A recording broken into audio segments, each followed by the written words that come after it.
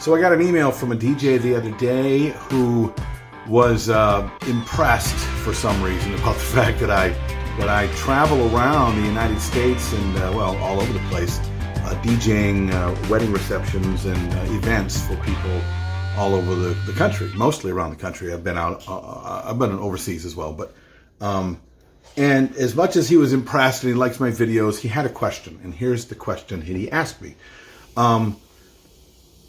When there is a client that's, say, in California and I'm in Minnesota, okay, and they're looking for entertainment, and then they call me, and then they call somebody in their neck of the woods, and they end up hiring me as opposed to maybe the top-notch guy in their neck of the woods.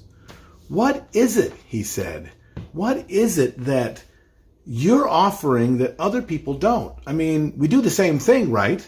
I mean, the only reason to bring you in for a much higher fee and for all kinds of expenses would be that you are offering something that they're not, right? Isn't that the case? Question mark. That's his question. Before I get to it, just let me welcome you to Creative License. This is Bill Herman. This is my little dog and pony show. I hope you like it.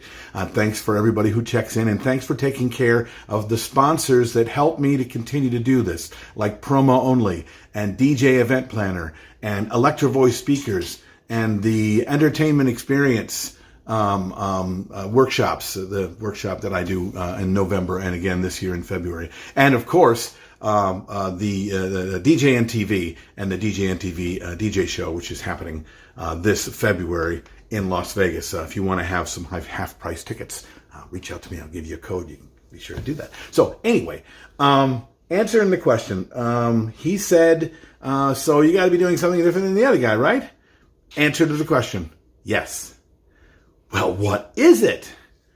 Well, it's that I'm bringing me to the table. Now, I know people hate that answer, but it is the absolute truth, okay? DJing in the mind of the client is that I got a guy who's going to show up with a really loud sound system and play music, okay? Most of the clients don't care if we have any skills as a DJ because they don't know what those skills are. They don't understand them.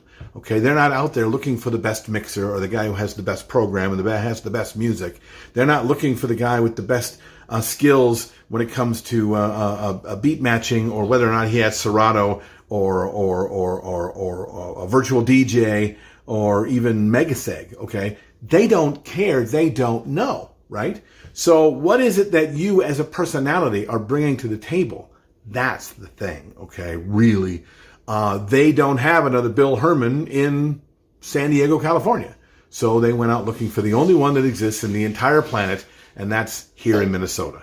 Okay, so they heard a reputation or they saw me somewhere, and then they reached out for me. Now, what I don't do ever is undercut people, because I'm finding out that I am singly the most expensive DJ in the country. So when they talk to me and they say, well, the people around here are charging only this much, and I go, well, that's great. How come you're not hiring those people in your neck of the woods? Those people in your town, why aren't you hiring them? And the answer always comes back the same thing. Because you don't exist out here. Who you are, what you are going to be for us, for our event, doesn't exist out here.